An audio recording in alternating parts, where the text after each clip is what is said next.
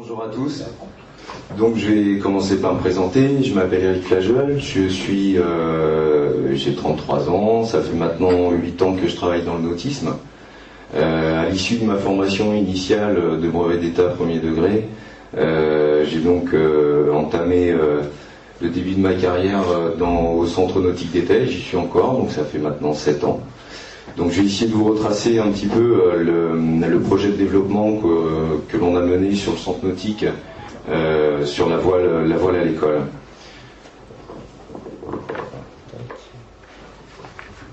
Donc tout d'abord, on partait sur le CNETEL, sur un contexte plus que favorable. Non, c'est bon. Ouais, voilà, c'est bon. Donc avant tout une histoire humaine, c'est-à-dire que le centre nautique d'Étel n'a pas été avant 2001, comme vous pouvez le voir, mais avant c'était l'Amicale laïque d'Étel, qui a été tout au départ une association de parents d'élèves. Ensuite s'est créée la section voile, qui a été créée par des enseignants du secondaire pour faire naviguer bien sûr leurs élèves dans un premier temps. Et ensuite le centre nautique d'Étel a pris son autonomie statutaire en 2001. Et a été, de toute façon, de par son histoire et de par les élus qui étaient en place, porteur d'un projet visant à développer la voile à l'école. Alors, le projet associatif du CNETEL, je vous ai mis un petit extrait des statuts qui visent à développer les activités nautiques globalement sous toutes leurs formes, etc., etc., etc. Et enfin, comment l'objet de l'association est écrit en priorité, et j'insiste sur en priorité, vers les élèves des écoles publiques et privées. Alors public et privé, vous doutez bien, c'est pour qu'on n'oublie personne dans la bataille. Donc au niveau de... Surtout en Bretagne. Surtout en Bretagne. Oui, c'est vrai qu'il y a fait... C'est national.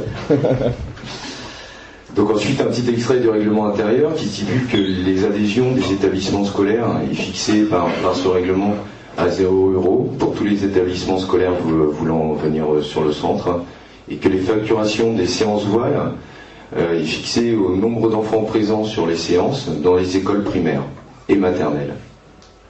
On ne touche pas aux associations parents d'élèves. Alors une population scolaire qui globalement est plus qu'énorme sur le site. On compte 2500 habitants à Étel au dernier recensement et je dénombre moi 1500 élèves sur la commune. Donc c'est quand même pas négligeable. Donc, ouais. Sachant que sur les 1500 élèves, comme on peut voir en tout début, on a 2 lycées professionnels, on a beaucoup d'internes en fait, donc qui reviennent pas peupler encore les 2500. Il ne reste plus pas que 1000 personnes après. Donc on a le lycée professionnel Imigel, donc en plus on a un poste d'enseignant BE voile, donc un poste à profil, le lycée maritime Aquacole, un collège, le collège de la Rivière, et 2 établissements primaires et maternels, une école publique et l'école privée, l'école Sainte-Anne. Alors n'hésitez pas à m'interrompre, je parle beaucoup et quand je suis parti je ne m'arrête pas, donc n'hésitez pas. Donc on a sur l'école de voile, en termes de sites de navigation, on a des sites qui sont très adaptables. On a tout d'abord un plan d'eau de mer fermé, qui avant tout sécurise la pratique, rassure le pratiquant et l'enseignant pour monter des projets scolaires, réduit énormément le temps de mise en place, comme on sait que c'est vraiment un frein à l'activité, favorise les actions pédagogiques à terre, c'est-à-dire le retour dans les séances, c'est-à-dire qu'on peut se prendre le confort d'aller mettre le pied à terre, on a juste à remonter dans les bateaux et repartir aussi sec. Ce qui nous permet aussi d'avoir une lisibilité du plan d'eau avec les pratiquants et une lisibilité de nos trajectoires. De plus, ce plan d'eau permet d'inclure aussi les accompagnateurs à l'activité. Et hormis les accompagnateurs, les parents d'élèves qui peuvent se libérer sur leur temps pour pouvoir venir assister à l'activité. Ensuite, nous avons la RIA d'Étel, qui permet une meilleure représentation de ces trajectoires. Nous sommes dans un site avec énormément d'amers, etc., avec une vie autour de tout ça. Donc avec une richesse naturelle, je vais vous passer toutes les richesses qu'on a sur Étel, sinon ça pourrait faire l'objet d'un autre exposé, et avec un patrimoine culturel maritime très fort sur la commune. Ensuite, nous avons une ouverture sur l'océan qui permet un dépassement au niveau de la pratique avec le fameux franchissement de la barre d'Étel, pour ceux qui, j'imagine que tout le monde connaît dans la salle. Oui. D'accord, ça fait 2% ça. Le cross d'étel, ouais, peut-être. Le cross d'étel. Globalement, la barre d'étel, c'est ni plus ni moins qu'un banc de sable qui se déplace au rythme des marées et des coups de vent à la sortie de la ria d'étel. Donc c'est une passe qui est dangereuse à certains moments, mais pas tout le temps, loin de là. Tout simplement parce que suivant l'orientation de la houle et autres, l'accès à la mer peut être fermé tout simplement par des vagues déferlantes, mais c'est pas tous les jours. Donc par rapport à l'ouverture sur l'océan, ça nous favorise aussi en termes d'enseignement les représentations d'espace vent et de la conduite sur des longs bords. Alors maintenant un petit peu plus sur les supports et les activités qu'on peut proposer sur le centre. Donc au niveau du cycle 1, on propose des découvertes du milieu marin en petites sections et moyennes sections. Aussi de l'aisance en milieu aquatique et de la découverte de l'optimiste en grande section. Il faut savoir que c'est une première nationale, il me semble, en milieu naturel sur ce type de public. Au cycle 2, on s'intéresse à la découverte sur optimiste avec des projets de navigation en plan d'eau fermé qui répondent à des attentes, plutôt à des projets dits d'exploration et de sensation. Je pense que vous avez dû faire l'article pendant le colloque. Au niveau du cycle 3, on passe sur du perfectionnement optimiste, un cycle de perfectionnement en CE2, et on amène d'autres supports ensuite en CM1 et CM2, comme la planche à voile pour les CM1. Donc on continue le cycle de perfectionnement sur optimiste, et on entame un cycle de découverte en planche à voile. Ensuite, perfectionnement en planche à voile et découverte du kata, sur des projets de navigation qui sont essentiellement sur plan d'eau fermé en planche à voile, orienté sur la sensation et de la performance, et un projet de navigation en RIA et en mer, en optimiste et kata, qui répondent aux trois types de projets de navigation. Alors au niveau des collèges et lycées, c'est assez variable, mais on propose tout globalement, les cycles de découverte et de perfectionnement, sur 3 supports, qui sont la planche à voile, le funboard et le catamaran de sport, sur les 3 sites, et avec tous les projets de navigation. Alors la mise en œuvre un peu des projets sur le centre. Donc globalement, comment on s'y prend comment l'équipe s'y est prise pour faire venir du monde sur l'école de voile. Donc soit c'était une démarche de notre centre où on répondait tout simplement à un besoin émergent. Ensuite, il y avait une négociation entre l'établissement scolaire et nous-mêmes. Alors une négociation sur les attentes pédagogiques, sur le niveau initial de pratique, le nombre de séances du cycle, le nombre d'élèves par classe, le temps de séance, les contraintes des 2 établissements, mais aussi les clauses d'annulation et la tarification des séances, qui sont chez nous négociables. Une convention, ensuite, ça débouche sur une convention qui est partagée, une convention de fonctionnement et d'objectifs, qui reprennent un petit peu donc le contexte législatif de l'activité, l'encadrement qui est mis à disposition par le centre et qui doit être mis en œuvre par l'établissement pour la sortie scolaire, les zones de navigation sur lesquelles évolueront les pratiquants, le dispositif de sécurité mis en œuvre, mais aussi le matériel mis à disposition, les équipements individuels et de sécurité. Alors ensuite, on reprend un peu les obligations de l'établissement scolaire en termes de tests de natation, d'assurance, d'équipement des élèves avant et après l'activité, et l'obligation de nous envoyer le projet pédagogique avant la mise en œuvre de l'activité. Nous, on répond à un paquet d'obligations aussi qui concernent notamment tout ce qui est qualité de prestation en termes de justement les bateaux doivent être en état, prêts avant la navigation, les combinaisons rincées, prêtes à l'emploi, etc., qui relèvent plus de la qualité de prestation que du contenu pédagogique. Ensuite, on aboutit sur les plannings, les activités par support, on définit les objectifs, le coût du cycle et les clauses d'annulation, bien sûr. Suite à une année scolaire, donc ça, généralement, ça se passe sur la période là en ce moment, c'est-à-dire entre la Toussaint et les vacances de Noël. Toutes les conventions et les plannings sont effectués. Ils partent en signature dans les établissements et doivent être rendus avant les vacances de février pour l'année 2007, si on prend cette année-là.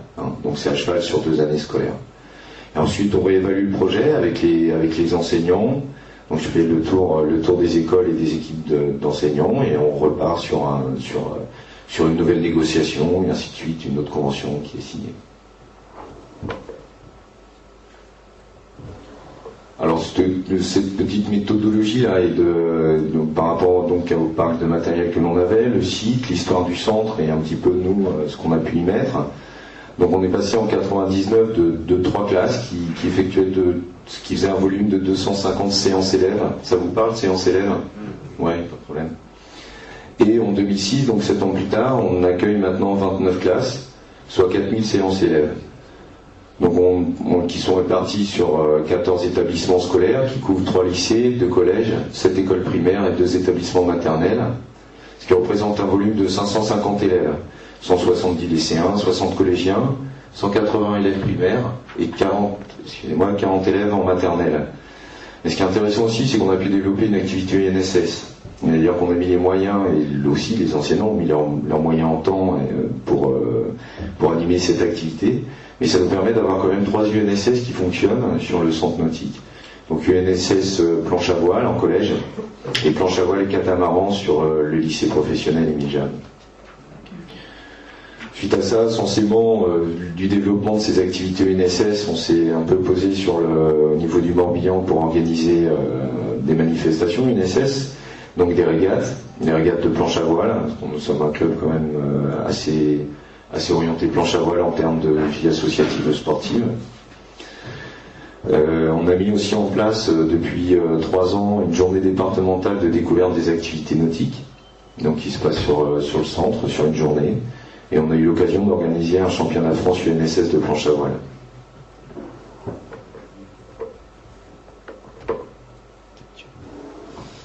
Alors on parlait de transfert un petit peu de cette activité vers l'école l'EFV, l'équipe de club et l'école de sport.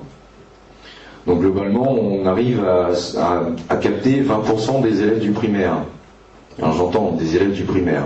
Attention, hein, c'est pas les 550 élèves de tout à l'heure, ce qui représente à peu près 20-25 élèves, 20-25 personnes. Dans ces 20-25, on a 5% qui vont vers l'EFV sur les stages estivaux, etc. 15% qui viennent vers les équipes de club. Ce qui, mine de rien, nous permet d'être, à l'heure actuelle, au niveau du Morbihan, la première équipe de club. Une équipe de club, vous voyez ce que c'est au niveau de pratique départementale, hein, donc en planche à voile et optimiste. Catamaran aussi, mais nous on fait que planche à voile et optimiste. Donc on a un glissement de ces jeunes qui viennent sur le centre. Et donc du coup, on se rend compte que on n'est pas si mauvais que ça, et on se retrouve à être une équipe de club performante et avec du volume à l'intérieur. Par contre, le bas qui blesse, c'est le 1% des élèves des collèges et lycées. Enfin, comme je vous l'ai dit tout à l'heure, le faible pourcentage est généralement dû d'une part à la pratique UNSS, c'est-à-dire qu'il y a une offre de pratique qui est présente, donc je vois pas pourquoi ils iraient pour plus cher venir faire la même activité au même site, aux mêmes heures. C'est une population d'internes, donc il y en a beaucoup qui repartent les week-ends, donc la ville se vide de sa population scolaire, donc qui pratiquent aussi sur d'autres structures, quoi. Hein.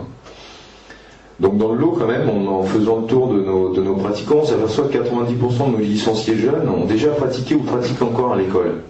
Donc ça, c'est quand même une donnée assez intéressante, dans le sens où, nous, on fait des efforts sur notre paroisse, mais on représente qu'un 102e des écoles bretonnes qui accueillent des écoles primaires et autres sur leur centre. Donc soit ils ont pratiqué en UNSS, soit ils font encore de la voile au collège, ou ils en ont fait dans le primaire, quoi. Ils ont eu une première approche en optimisme, planche à voile, sur différents centres.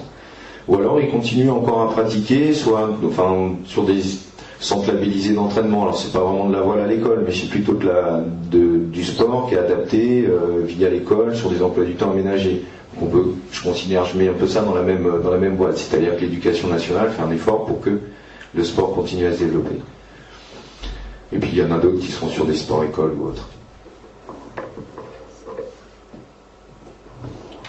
Alors le souci de cette activité, on s'est rendu compte assez rapidement qu'elle était assez fragile, notamment le gros problème de ces activités, c'est pas, je serais tenté de dire, le jus de cervelle et puis ce qu'on y met après avec des enfants sur l'eau, mais globalement c'est souvent les financements. Les financements pour lycée et collège qui sont quand même un volume assez important de nos activités. On s'est vu, pour anecdote, le collège de la Rivière Etel s'est fait sucrer la moitié de son budget, on ne sait pas pourquoi, on a redistribué les fonds. Donc bilan des courses, c'est pendant un an, c'est la moitié des effectifs qui ne viennent pas. Donc c'est tout simplement 15 jours de planning en moins. Donc ça veut dire que ça met en difficulté un peu le centre.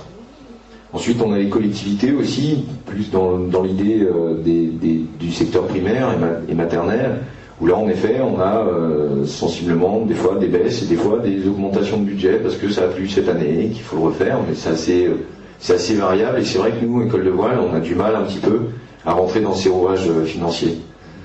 Le seul rouage dans lequel on peut rentrer, c'est l'association des parents d'élèves, où là, on peut se bouger pour aller faire des crêpes le soir, mais en attendant, cette association-là, pareil, pour un peu qu'elle soit dynamique une année, puis qu'on arrive en fin de cycle, que les CM2 s'en vont, et qu'une nouvelle équipe arrive, et bon, on s'aperçoit qu'il y a moins de projets, la kermesse n'a pas lieu, et donc il y a un peu moins de fonds, donc c'est une séance qui s'en va, etc. Ensuite, ça vient aussi beaucoup de l'établissement scolaire. On peut changer de projet d'école, c'est parce qu'on a fait de la voile pendant 4 ans que ça y est, maintenant il faut continuer à vitam aeternam.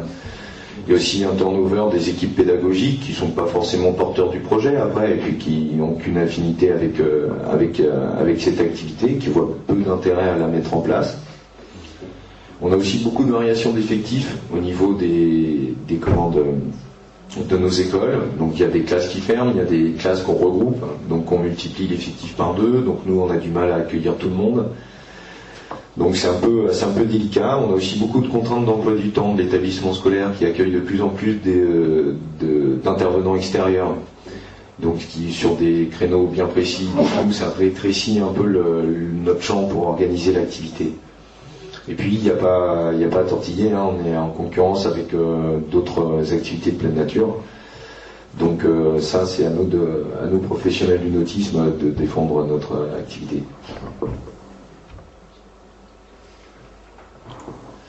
Alors pour conclure, c'est vrai que la voile à l'école, au Centre Nautique d'Étel, est pour nous un partenaire incontournable.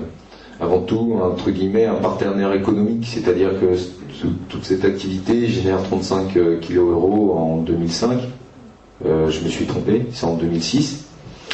Et ça a pu permettre de créer 2 postes. Depuis mon arrivée, je suis arrivé tout seul en 99. Maintenant, nous sommes une équipe pédagogique de 3, brevet d'État à l'année. Et donc c'est vrai que ça a pu créer cette activité, a pu justifier le fait de la création de 2 emplois de diplômés d'État en CDI. Et je pense que c'est plutôt bien pour notre profession. Un partenaire social, c'est vrai qu'il est au cœur du projet associatif, c'est ce qui fait un peu vibrer nos adhérents, c'est ce qui fait vivre notre plan d'eau, c'est ce qui fait vivre le centre et ce qui anime un peu le personnel de l'école de voile. C'est-à-dire que bon, encadrer le mercredi et le samedi, c'est bien joli, mais le reste du temps, qu'est-ce qu'on fait? Est-ce qu'on n'entretient que les bateaux? Et ben non, on est sur le haut, on mène une action pédagogique et on échange aussi avec les enseignants, ce qui n'est pas toujours une richesse, mais qui peut être source de richesse.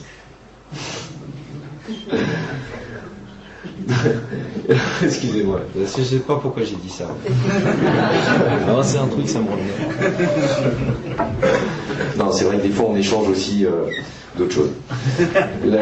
Un partenaire politique, c'est vrai que le centre nautique, de ce fait-là, du fait de générer cette activité, voyez, en 7 ans, on passe d'un balbutiement à quand même quelque chose d'intéressant au niveau scolaire. Donc c'est vrai que c'est devenu un acteur incontournable de la vie scolaire communale et intercommunale. C'est-à-dire qu'en effet, quel que soit l'établissement, quelle que soit sa situation géographique, tous sont venus au moins une fois, ou au moins franchi le pas de la pente du centre. Donc c'est plutôt agréable. Elle permet aussi de positionner le centre sur son territoire en tant qu'association partenaire de la mise en place de projets pédagogiques cohérents. C'est d'ailleurs qu'on passe le stade d'une structure où oui, en effet, il y a des gens qui font de la voile. Et ben non, maintenant il y a des gens qui font faire de la voile, mais avec un vrai projet pédagogique, avec des vraies compétences d'encadrement. Donc ça permet de positionner un peu tout ça sur notre territoire. Et de ce fait, du fait de ces efforts qui ont été faits sur le centre, je rappelle les efforts associatifs avant tout. Nous, on est juste là pour servir le projet, hein. On est au service de ce projet-là.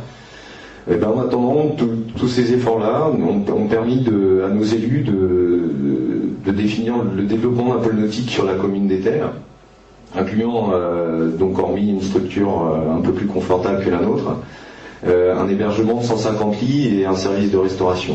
Donc ça c'est tout frais, ça a été voté en début d'année scolaire là, et le budget a été débloqué, donc je donne rendez-vous au prochain colloque pour vous montrer les photos du pôle nautique et puis vous montrer éventuellement comment on a pu s'adapter et puis continuer à pérenniser cette activité. Voilà, je vous remercie.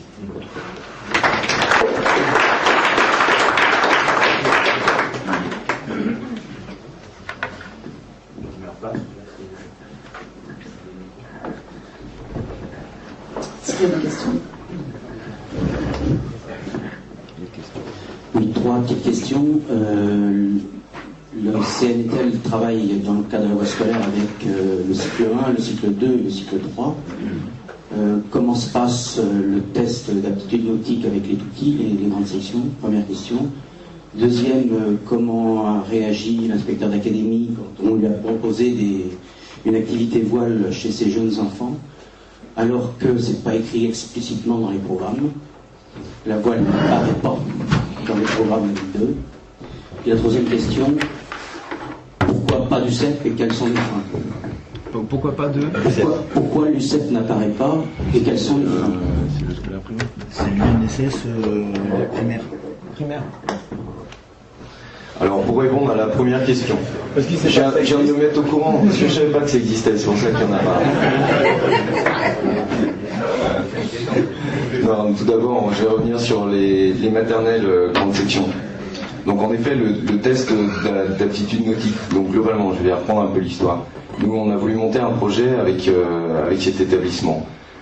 Tout simplement parce qu'on s'est rendu compte très rapidement que même au niveau du CP, un jeune étellois avait rarement mis le pied dans l'eau. Ça paraît bête, mais c'est un peu comme ça. Donc globalement, on a monté ce projet-là avec l'école maternelle publique d'Etel. Donc bilan des courses, on a monté ce projet, on a demandé à notre inspection académique si c'était possible. À partir de là, on nous a dit oui, c'est possible avec un test adapté. Peut-être que vous voulez en parler mieux que moi, je pense. Non, bon. Si, je peux en parler. Ouais, parce que moi, globalement, par rapport à ça, les rouages de fonctionnement, de comment on a pu avoir tout ça, moi, entre guillemets, c'est pas mon métier, quoi. Moi, je suis là pour justement mettre les choses en place derrière. Donc, globalement, on a eu un test d'aptitude nautique qui se déroule sur 2 séances. C'est un test qui, au bout du compte, les élèves doivent réussir à faire une chute arrière volontaire d'un objet flottant, d'accord, en équipement gilet, combinaison. Ils doivent se retourner, se remettre à l'endroit, et globalement se propulser sur 5 mètres. Le tout doit se faire dans une hauteur d'eau maximum de 80 cm. Voilà, donc globalement, nous on fonctionne sur un périmètre qui est de 4 par 3, avec 80 cm au maximum d'eau, sur lequel on fait évoluer 10 élèves. Voilà, donc suite à ça, on a fait les tests qui ont été validés par Madame Duparc et Monsieur Berthoud, qui ont été présents sur le premier cycle. Et donc, à partir de là, nous, on valide le test en tant que brevet d'État, et après, on les accueille sur 4 séances, mais je le rappelle, dans un périmètre de 4 par 3, au maximum de 80 cm de profondeur. Donc vous dire que globalement l'activité en termes de risque, en termes de sécurité, moi ce qui m'apporte, il n'y a aucun risque du tout. Sachant qu'on est en plus 3 dans l'eau, donc 2 brevets d'État et l'enseignant. Alors lui, la deuxième question c'était le sport à l'école, c'est ça? À l'UCEP, je ne sais pas, je ne saurais pas vous répondre. Ça ne se fait pas parce que j'en sais rien. Mais ça va se faire alors. Je vais me renseigner.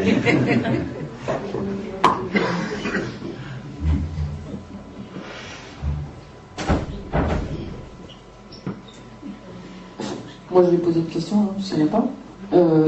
On a discuté un peu cette semaine autour de la concurrence UNSS club sur les mêmes créneaux. Est-ce que tu peux expliquer quelle est ta position, toi, sur 1% d'élèves qui transfèrent vers le club, mais c'est normal puisqu'ils sont en pratique UNSS. Par contre, est-ce que ça pose un problème? Est-ce que ça ne pose pas? Non, pour reprendre ce que tu disais, c'est vrai que l'activité UNSS, nous on la considère comme plus que complémentaire. Parce que dans un premier temps, il faut savoir que pour trouver de l'encadrement sur les mercredis et samedis, là où on a le plus de volume d'activité, en termes d'activité club ou du UNSS, c'est très difficile sur les centres nautiques. De plus, nous, de par notre situation géographique, on n'a pas d'établissement universitaire, donc tous les jeunes qu'on a formés sur le centre sont sur Brest, Rennes ou autres, donc les faire venir juste pour une demi-journée d'encadrement, c'est pas très intéressant. Donc nous, du coup, on arrive à subvenir à nos activités dites club, dites EFV, comme j'ai pu entendre, donc nos activités EFV avec le personnel permanent, quoi. Et après, on organise notre grille d'activités de manière à ce que ça se chevauche pas. Globalement, la planche à voile initiation qu'anime l'UNSS du collège, elle existe le mercredi et elle existe le samedi aussi. Le samedi après-midi, excusez-moi. Et pareil, ça nous permet de faire vivre des flottes qui resteraient à terre s'ils n'étaient pas là, ces gens-là, ces gens de l'UNSS, avec des projets. Donc globalement, nous, notre flotte de catamarans, on compte 9 catas, voilà, c'est l'UNSS qui le fait vivre le mercredi. Parce que nous, on a déjà d'autres activités club à faire vivre. Donc ça permet de faire vivre la flotte et puis de faire naviguer du monde, quoi. Et ça rentre il y a une facturation particulière ou ça rentre dans un projet global de financement de la commune? Alors il y a deux types de facturation. Il y a notamment tout ce qui est lycée, c'est une facturation globale. C'est-à-dire qu'il y a un forfait annuel sur X classes, sur X séances et avec de l'UNSS sur un volume globalement les séances c'est 14. Il y a 14 séances de voile par classe. Les classes, il y en a 8. Et l'UNSS, il y a 14 séances aussi de réaliser. Là, on part sur un budget global. Ensuite, l'activité collège, là, c'est facturé à la séance. C'est-à-dire, il y a une séance de mise en place, on facture à l'élève à la séance. C'est-à-dire, l'enseignant UNSS vient, il en a 10, on lui facture 10 séances, sachant que c'est 10 séances de mise à disposition de matériel. Nous, on n'encadre pas ces activités. Sachant qu'ils ont le même matériel dans le sens, quand on parle matériel, parce que souvent j'entends dire que le matériel de l'UNSS, il est vachement moins bien que le matériel des autres. Faut savoir que nous, le matériel, c'est exactement le même pour tout le monde, et les combinaisons sont les mêmes, les gilets ne flottent pas pour tout le monde. Comme ça, c'est réglé. Bonjour Eric. Salut. Sur le titre de ta présentation, j'aimerais qu'on revienne sur la première page de présentation. Il y avait un titre qui m'avait tout de suite accroché. Bon, tu as déroulé le fonctionnement, la façon dont l'élève au cœur du projet associatif. Ça m'a interpellé. J'aurais voulu savoir, parce que, vois-tu, bon, je suis tomobologue sur une autre base nautique. J'ai souvent on peut avoir des idées sur la façon dont on fonctionne à peu près tous de la même manière. Je veux dire, oui, j'ai appris des choses qui peuvent être intéressantes à travers la base nautique des thèmes, mais ce qui m'a interpellé, c'est l'élève au cœur du projet associatif. J'aimerais que tu nous en parles un petit peu plus, que tu puisses nous éclairer un peu davantage sur ce disons le titre, l'élève au cœur du projet, c'est ce que j'évoquais tout à l'heure, c'est-à-dire que de par l'objet de notre association, on a défini que l'on développait les activités nautiques sous toutes leurs formes, sportives et autres, mais en particularité vers les publics des établissements scolaires et privés. D'où ce titre. C'est-à-dire que à ce jour, moi je considère en tant que professionnel que l'élève est au cœur de ce projet-là. C'est-à-dire que nos élus souhaitent sur le centre nautique, c'est que l'on développe cette activité-là et que cet individu-là soit au centre de notre association. Et après, en effet, cet élève-là va nourrir des sections sportives et autres sur l'école de voile. Il va peut-être devenir moniteur, va peut-être même ne jamais s'inscrire à l'école de voile, et bien tant pis. Au moins, il aura pratiqué une activité. C'est dans ce sens-là qu'on l'entend. J'aimerais que tu nous situes simplement le volume global du budget du centre en relation avec le budget que nous avons situé à 35 000 kg. Vous avez tout entendu? Non. Ouais. Oui, bonjour. Je voulais que tu situes le budget global du centre par rapport, entre autres, aux 35 000 kg. Le budget global, c'est aux alentours de 300 000 €. Donc c'est vrai que ça reste, entre guillemets, une niche d'activité, on pourrait dire, en termes financiers. Mais ce qu'il faut voir sur ces 35 000 €, c'est l'encadrement que nous on y met. C'est-à-dire qu'il y a beaucoup de séances qui sont encadrées par les enseignants ou co-encadrées avec un enseignant de BS et un des brevets d'État du centre. Tu as répondu à... Oui, bonjour. Juste une petite interrogation par rapport au volume horaire consacré à cette activité pour les primaires. D'après ce que j'ai compris, ils ont la possibilité de venir de la grande section jusqu'au CM2. Alors je ne sais pas si c'est le cas de toutes les cohortes d'élèves, hein, c'est à préciser. Et à préciser aussi le nombre de séances dans un cycle, sachant que je suppose qu'on part sur des demi-journées peut-être, ou voire une journée entière, à mettre en relation avec l'aspect un peu chronophage de cette activité, et à mettre en relation aussi avec l'étendue des activités physiques et sportives qu'on peut proposer pour essayer d'honorer les 4 compétences spécifiques de l'EPS à l'école élémentaire, à l'école primaire en général. Alors pour revenir à ce que tu disais là par rapport aux différentes activités qu'on peut proposer sur les différents sites, en effet l'expérimentation des maternelles n'a lieu que sur la commune d'Étel.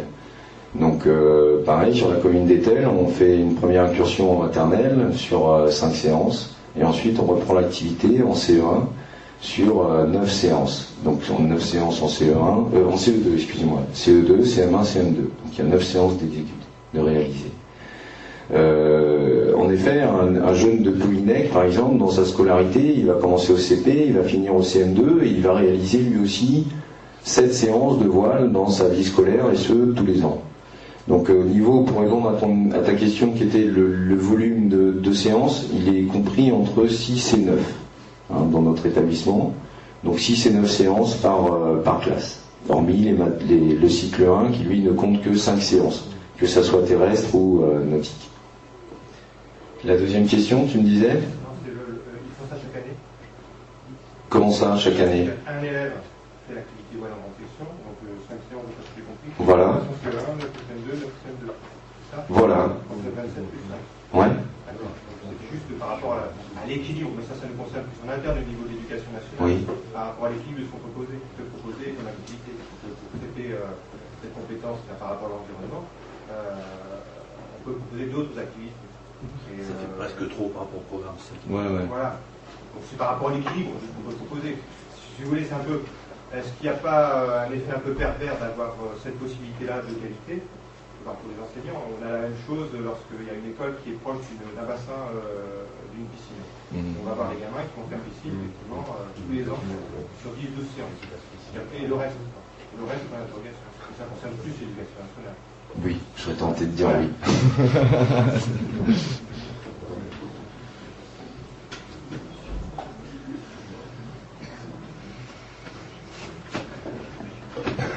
S'il n'y a plus d'autres questions, si Michel derrière. Oui, tu vas trouver que j'insiste un peu sur l'aspect financier, mais quand même, Philippe Rodet vous a présenté en début de colloque une étude sur l'estimation du coût de la pratique scolaire dans ma région et des financements de cette pratique. Or, le calcul qu'on fait vite fait, tu nous as dit il y a 35 kg € de budget pour 4000 séances, ce qui fait un peu moins de 9 €. Oui, alors c'est vrai que ça fait un peu moins de 9 €. Il faut savoir qu'aussi les 4000 séances ne sont pas forcément encadrées par un personnel de l'école de voile. Donc ce qui diminue énormément le coût de la séance. Pour citer le lycée, notamment, je vous ai dit qu'il y avait un enseignant qui était profilé brevet d'état voile. Donc lui déjà prend à sa charge une classe. Ensuite, il y a un autre enseignant qui est présent, et nous, on met globalement, pour 2 classes, on met un cadre du centre nautique. C'est la même chose pour le collège. C'est-à-dire que ce jour, on a la chance d'avoir des enseignants qui se sont succédés, mais qui avaient tous une compétence voile, notamment un brevet d'état voile en plus. Donc, pour nous, on emmène une classe sur l'eau en mettant qu'un seul cadre à nouveau. Donc, en effet, quand on cumule un peu toutes ces choses-là, alors, d'une part, tout ce qui est primaire, il faut savoir qu'on facture à 10 € la séance par enfant. Voilà. Quelle que soit l'activité, quel que soit le support. On est à 10 € la séance par enfant. Il faut savoir aussi comme j'ai expliqué historiquement, on est en train de se battre, on est en train de rattraper un retard de politique tarifaire qui était très très basse. Quand je suis arrivé en 99, une séance de voile par élève coûterait 3,50 francs. Alors forcément, moi je suis sensible au fait que ça coûte, mais j'imagine que les établissements scolaires sont aussi sensibles au fait qu'un jeune nouveau arrive sur l'école de voile et se pointe et leur dit bon bah maintenant la séance elle est à 15 €, quoi. Elle est à 100 balles. Alors dur l'amical laïque, qui au départ était mon employeur. Donc en fait il a fallu prendre un peu le temps là-dessus. Donc ça c'est concernant les primaires. Concernant le collège, on fonctionne sur un coût qui est de 8,75 € la séance par enfant, sachant qu'on met qu'un seul cadre. Donc si on multiplie à peu près, moi je vais pas dire par 2, mais on peut rajouter au moins 70% du prix de séance, on arrive pas loin des 15 € par là, quoi. Hein, sachant qu'aussi il y a une réduction enfin il y a une réduction. Il y a une préférence tarifaire dans le sens où on a développé aussi en même temps l'activité UNSS au sein du collège et de ce fait les régates UNSS et autres, quoi. Il y avait une dynamique qui s'était installée. Maintenant, pour en revenir au lycée, là c'est un forfait annuel, quoi. Le forfait annuel de subvention, il est de 6 900 €. Et globalement, cet argent-là tombe dans la caisse du club et maintenant, on va faire l'activité et on verra au bout du compte combien coûtait l'activité. Alors nous, on ne peut pas se permettre de dire bah non, sur notre territoire, on est le centre nautique d'Etel et le financement pour le lycée pour le lycée professionnel n'est pas suffisant, donc maintenant vous allez faire du ping-pong, quoi. Et ça, c'est pas possible. Donc en fait, c'est vrai qu'on arrive, en faisant un calcul assez rapide, on arrive en termes de coût de prix de séance, hein, de tarification de séance sur les lycées, qui est variable entre 12, tout au début 12 €, et maintenant on est tombé à 9 €. Bon, pas de bol, on a commencé à bien faire notre boulot, donc les élèves étaient plus présents. Donc du coup, on arrive à s'en sortir à peu près au niveau tarif, quoi. À peu près. Il y a quand même un choix de l'association de supporter quelque part le différentiel, puisque à tes côtés, il y en a quand même un petit actuellement. Oui, il y a un petit différentiel, et c'est vrai que nous, on a été sollicité, notre intercommunalité, en disant, bah voilà, on met ça en place, on a fait ça comme volume, on souhaite faire ça comme volume. Là, c'est un projet maintenant qui a 7 ans, donc qui est en train d'être évalué. Hein, on est sur une période, sachant qu'on s'était dit 2001, début du centre nautique, on va pousser pendant 5 ans, donc on arrive en 2006 là. Donc là, on va réévaluer un peu notre projet. C'est vrai qu'on avait frappé à la porte de l'intercommunalité en disant, ouais, voilà, c'est bien, nous on a ce projet-là, mais maintenant, comment on fait pour le financer? Donc on a une subvention qui est de l'ordre de 3 500 € an pour ce type, pour ce projet-là. Est-ce que la commune ou les lycées participent aux investissements matériels? Absolument pas. Pour peut-être conclure, je voudrais dire que pour y avoir vécu un championnat de France dans ton centre, je crois avoir en 15 ans de rencontres UNSS, n'avoir jamais aussi bien vécu cet accueil. On a vraiment, quand on va chez vous, l'impression d'être chez nous. Et c'est vrai que c'est, au-delà des problèmes financiers, bien sûr, dans lesquels tout le monde se bat ou se débat, c'est un vrai lieu de vie. Je sais que les lycéens d'Etel sont régulièrement sur les compétitions et à un très bon niveau. Et en plus de ça, je crois qu'ils seront acquis un bateau et ils le pomponnent et ils s'en servent évidemment sur les compétitions. Donc il y a une vraie dynamique, bien qu'effectivement, quand on arrive à Etel, on a cette impression d'être dans une petite ville, presque un petit village, mais qui a les pieds dans l'eau et où tout se vit de façon très harmonieuse. Et ça, c'est très très ressenti par tous ceux qui vont chez vous. Alors continuez à faire en sorte que ça se vive comme ça. C'est vraiment un milieu associatif très riche et où tout le monde se connaît et ça se sent tout de suite. Donc c'est appréciable.